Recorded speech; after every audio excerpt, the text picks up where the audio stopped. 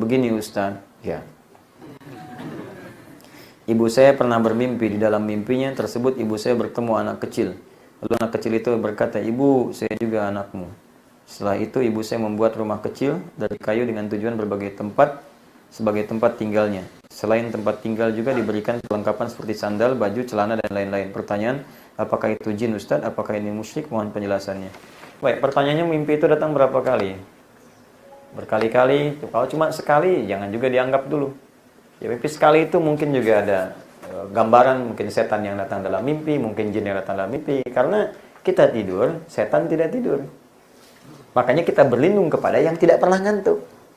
Tuh ya, kita tidur, setan tidak tidur. Makanya setan datang lewat tidur. Karena itu kita berlindung kepada Allah yang tidak mengantuk. Setan tidak tidur, tapi masih ngantuk. Masih mungkin ngantuk. Ya, tapi Allah tak pernah tidur, ngantuk pun tidak. Allahu la ilaha illa huwal hayyul la ta'khudhu sinatun wala. Makanya setan pernah ngasih bocoran kepada sahabat Abu Hurairah. Apa bocorannya? Abu Hurairah diminta menjaga harta tertentu. Ketika diminta jaga, datang kemudian seorang mau ngambil nyuri, ketahuan, ditangkap. Ya, aku tangkap kamu, aku laporkan kepada Nabi. Kata orang itu, jangan tangkap saya, tolong, saya ini orang fakir butuh. Iba dia tinggalkan. Menghadap Nabi besoknya. Kata Nabi, dia bohong, malam ini datang lagi. Kata Abu Hurairah, saya tangkap malam ini. Begitu betul malam itu datang, iba lagi. Aduh tolong saya, iba lagi. Datang lagi pada Nabi besoknya. Ya Rasulullah, tapi dia fakir, dia bohong, malam ini datang lagi. Baiklah, malam ini nggak akan aku biarkan. Bilang apapun aku tangkap. Begitu malamnya datang lagi, langsung ditangkap. Kamu jangan bicara apapun, aku tangkap kamu sekarang. Sebentar. Jangan tangkap aku dulu. Aku berikan sebagai gantinya satu bacaan yang kalau dibaca, setan akan menjauhimu. Kau lempar dia dengan itu, dia akan menjauhimu. Gratifikasi. Bengong kan? Bingung. Ya, bukan gak mau nangkap. Karena saking sedang bengong begini, dibacakanlah. Kalau ada setan, lempar, bacakan dia dengan ayat kursi. Jadi setan sendiri mengakui kalau dibaca ayat kursi, dia pergi. Kenapa? Karena dia datang lewat tidur, sedangkan Allah tidak mengantuk apalagi tidur. Makanya setiap akan tidur, disunnahkan salah satu membaca ayat kursi. Tapi kan setan sekarang lebih cerdas, Ustaz. Nggak cukup dilempar dengan ayatnya, cukup lempar dengan kursinya sekalian. Ya, baca Mu'awwadhatul Thalath. Ya, Al-Ikhlas, Al-Falaq, An-Nas, baca ayat kursi sebelum tidur.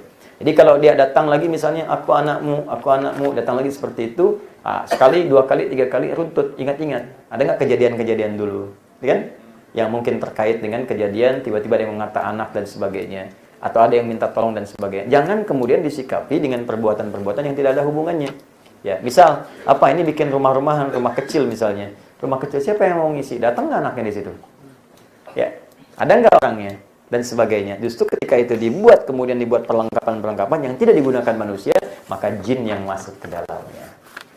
Ya, jin yang masuk ke dalam. Hati-hati kalau jin sudah masuk dan sudah hadir di lingkungan, dia nggak mau tinggalkan tuh.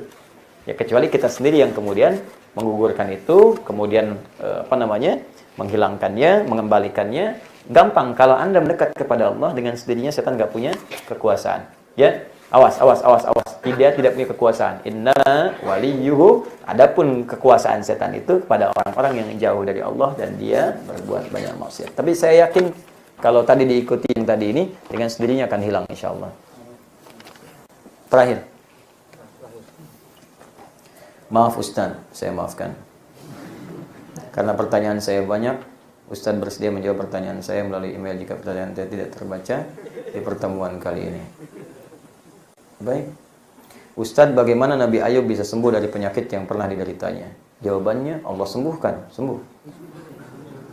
Baik, ayah Anda sedang sakit, ya, ginjal stadium 5 sehingga dokter memvonis harus cuci darah 2 kali seminggu seumur hidup. Semoga Ustaz, ya kita doakan semoga Allah berikan kesembuhan terbaik, semoga Allah berikan segala kemuliaan dan diberikan segala hikmah di balik penyakit.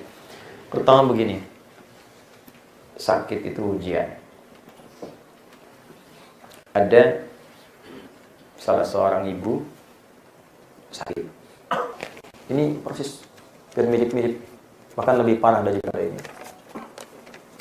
Kemudian saat sakit itu terlihat pesimis, putus asa, kok saya gitu kan, sebagainya.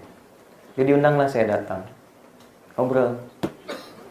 Saya bilang, Bu, berbahagialah ibu yang dipilih, bukan orang lain. Kok bisa Ustaz? Karena tidak semua sakit itu jadi buruk. Tidak semua sakit itu tanda dari keburukan. Maksudnya Ustaz, bukankah Nabi Ayub itu sakit? Bahkan lebih parah penyakitnya daripada ibu. Nabi Ayub salah apa sama Allah sampai sakit? Nabi Ayub punya dosa apa? Jadi tidak semua sakit melekat dengan dosa. Ada sebagian sakit itu bagian dari dosa. Sehingga dipaksa kita menyebut nama Allah.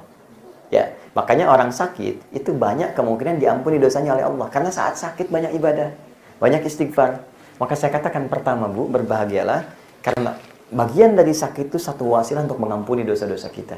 Maka Masya Allah, ibu yang diberikan sakit, bukan saya, bukan yang lain. Boleh jadi ada cinta Allah yang berkeinginan menggugurkan dosa-dosa ibu.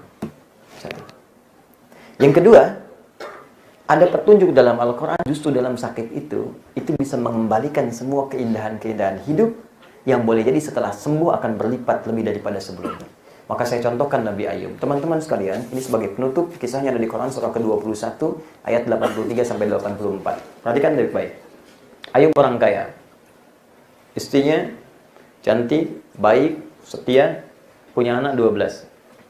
Kaya, Masya Allah, punya kedudukan, keluarga bagus, anak 12. Jalan bertahun-tahun. Satu ketika, setan menggoda.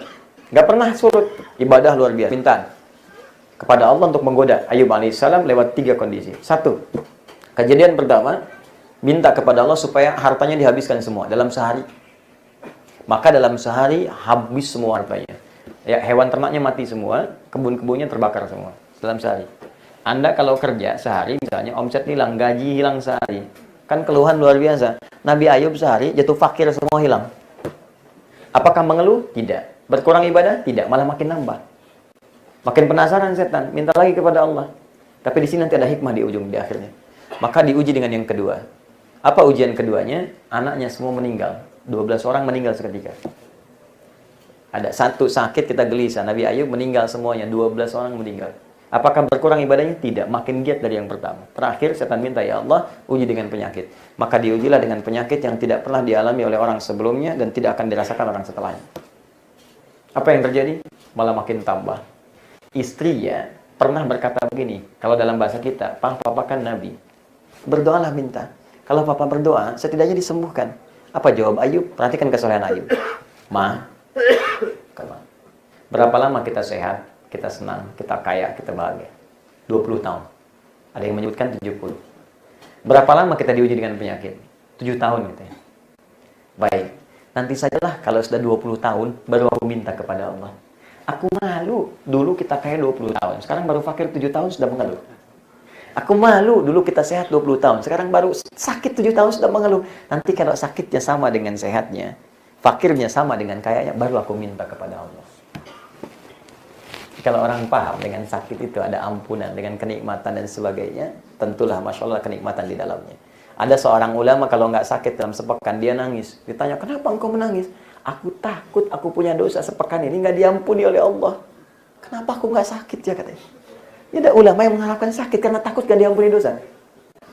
Nah, yang paling menarik teman-teman sekalian, lalu tibalah kemudian penyakit itu mengganggu beliau ibadah. Di sini rahasianya, di sini saya ajarkan amalannya, boleh praktekkan zikirnya dengan izin Allah Subhanahu wa taala. Perhatikan amalannya. Begitu penyakitnya mengganggu beliau untuk ibadah. Wa ayyuba, dan saya buka kisah Ayub kata Allah. Terjemahkan dengan nahwunya, maftuh, dan saya buka kisah Ayub, ataf kepada sebelumnya. Idnada rabbahu anni massaniya dhurru wa anta arhamur rahimin. Perhatikan cara bacanya. Ketika, di sedang mau masuk asar, saya tutup. Ketika penyakit itu mengganggu ia untuk ibadah, maka mulailah ia berdoa kepada Allah. Perhatikan doanya. Ya Allah, Engkau yang paling sayang kepada aku. Jika yang paling sayang saja tidak menyembuhkanku, kepada siapa lagi aku memohon? Penyakit ini sudah mulai mengganggu aku untuk ibadah. Ada rumus kata para ulama di sini, kalau bapak ibu diuji dengan penyakit termasuk berat, kata dokter nggak mungkin sembuh, maka bacakan zikir Nabi Ayub ini. Ya, Allahumma anni masaniyad dhurru wa anta arhamur rahimin. Itu ada di Quran surah 21 ayat 83. Bacakan zikirnya. Anni masaniyad dhurru wa anta arhamur rahimin. Pegang yang sakitnya. Minta kepada Allah. Tapi hadirkan janji dalam hati bahwa kalau Anda sembuh sehat, saya akan mulai beribadah dengan baik kepada Allah. Karena Nabi Ayub zikirnya dibacakan, ya Allah ini penyakit mengganggu saya ibadah. Saat nggak mengganggu biasa aja. Tapi saat mulai mengganggu ibadahnya sehingga sulit untuk sholat, sulit ibadah, mulai minta, ya Allah mengganggu saya ibadah nih. Saya nggak bisa khusyuk nih. Maka ketika penyakit disandingkan dengan ibadah, Allah kemudian turunkan rahmatnya, disembuhkan seketika. Buka ayat 84-nya. Fastajabna. Fastajabna lahu. Kami jawab langsung doanya. Fakashafna ma bihi min durrin. Kami hilangkan semua sakitnya. Wa atainahu ahlahu wa mithlahum ma'ahum rahmatan min indina. Maka kami kembalikan semua anaknya. Jadi begitu Ayub sembuh, dengar semua sekampung. Karena Ayub baik, senang berbagi, maka setiap yang datang bawa makanan, bawa ternak, bawa ini. Jadi kayanya naik 2 kali lipat dari sebelumnya. Setelah itu sembuh, berhubungan lagi dengan istrinya. Setiap berhubungan, hamil, kandung kembar, sampai kembar 12 kali, 24. Anak sebelum 12 jadi 24. Nah, yang paling menarik saya akhiri, wa dzikra lil abidin. Kata Allah, ini pengingat bagi hamba-hambaku di masa depan yang punya keadaan yang sama dengan Ayub pun. Kalau sakit seperti Ayub, dia amalkan zikir Ayub, aku akan sembuhkan seperti aku sembuhkan Ayub alaihissalam. Bacakan zikir itu dengan niat ibadah kepada Allah dan berjanjilah untuk lebih mendekat kepada Allah, niscaya Allah sembuhkan. Saya pernah praktekkan itu saat saya dirawat di rumah sakit pada penyakit yang kata dokter, Allah, ini sulit, butuh waktu. Tapi malam saya bangun, saya tayamum, saya minta kepada Allah. Di antaranya saya bacakan itu, besoknya terjadi sesuatu yang luar biasa. Hari pertama dokternya manggil, apa yang dirasakan Dek? Adek. Hari kedua panggil Mas. Mas bagaimana perkembangan? Hari ketiga panggil Bapak. Karena tahu saya udah punya anak.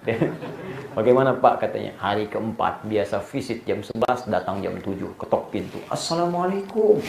Assalamualaikum. Ternyata dokter tadi. Kok bisa begini katanya Ustaz? Panggil Ustaz. Adek, Mas, Bapak, Ustaz dari keempat. Bapaknya dia cari info dulu. Harusnya ini belum naik darahnya, harusnya masih begini. Kok bisa katanya? Saya juga kesehatannya begini-begini. Jadi Ustaz itu kita hari itu. Tiba-tiba datang pasien lain naik ke atas. Saya pasiennya Ustaz yang sama dokternya dengan Ustaz. Kenapa Bu? Dia anak saya sulit katanya nih, nggak sembuh-sembuh. Terus kenapa ke sini? Ya saya ketemu dokternya katanya. Suruh ke saya. Ke atas naik. Saya bilang ya sudah, bacakan saja. Yang baca siapa? Anaknya. Ya bukan ibu anaknya. Itulah anak saya susah Pak. Ya silahkan aja kalau mau sampai berapa lama di sini. Bacakan. Tiba kemudian saya akhiri datang lagi satu orang. Tangga. Ustaz. Ya Pak. Ini mohon. Kasih kertas. Ini apa Pak? Itu di kertas tuh anak saya 2 orang perempuan. Besok mau ujian. Maksudnya apa? Ustaz kan sakit. 2 orang sakit cepat dijawab. Tolong doakan anak saya.